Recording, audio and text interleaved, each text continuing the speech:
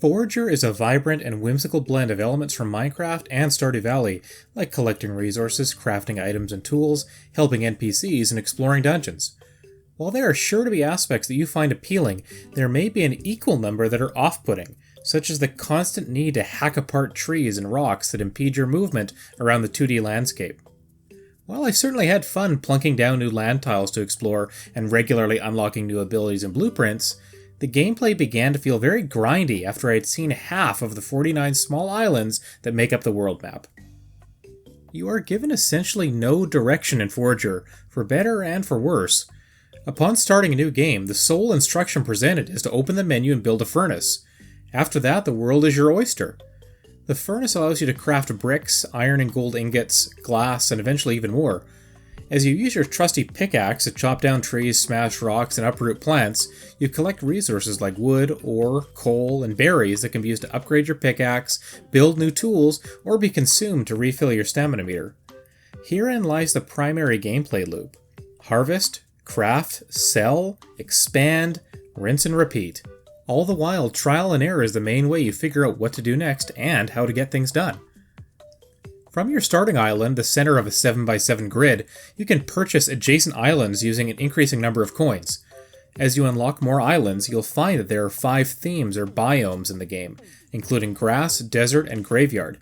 In each biome, you can harvest new materials that aren't found in the others, and so exploration and expansion allow you to grow your crafting capabilities and enhance your equipment even further.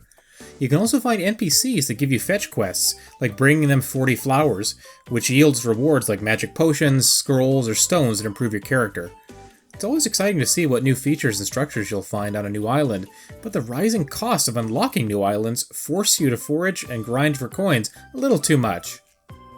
Outside of the grass-themed islands, you can find 4 dungeons, one for each of the other biomes. Within, you'll encounter enemies and puzzles, in addition to a new tool/weapon, loot, and a boss battle. While the dungeons serve to break up the repetition of harvesting and crafting, I noticed significant slowdown while navigating at least one of them, and this contrasted starkly with the speedy movement and actions of your character outside of the dungeons. Nonetheless, Zelda fans will enjoy these brief but familiar distractions in the world of Forager. Playing Forager constantly rewards you with progress.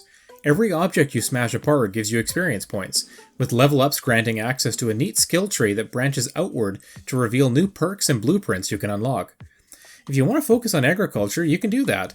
If you want to focus on commerce, be bullish on banking instead. The lack of tutorials or handholding means you are left to your own devices, but after a handful of hours, it's easy to feel like you're just filling meters and mindlessly swinging your pickaxe at everything in your way. The absence of an overarching narrative, or really any story elements to speak of, means you almost have to be invested in the freeform nature and autonomy given to you to truly enjoy what's on offer here. Like Animal Crossing, there is a museum you can fill up to earn rewards, but there aren't the quirky villagers to share their lives with you. Completing NPC quests yields a tangible reward, but doesn't create any bond between you and the quest giver. Some of the dialogue is funny, but there isn't enough of it to make the game world feel realized enough. In many ways, Forager seems to have taken enjoyable parts of other games, but only in half measures. One of the promising aspects of Forager is that a roadmap of additional content is headed to the game in the near future, promising to add quality of life changes, new game modes, and multiplayer. I anticipate that these free content drops will alleviate some of the monotony of the base game, but as it is, Forager's appeal is limited.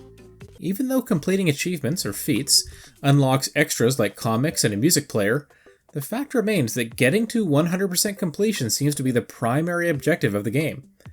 Reaching this milestone will take hours and hours of grinding and repetition, so this is a game better played in the background, perhaps while watching TV or listening to a podcast. Ultimately, Forager has potential, but a little more scavenging is needed to take it from an appetizer to a main course. This video was made possible by our generous supporters on Patreon. Check out patreon.com/NWR for all the details.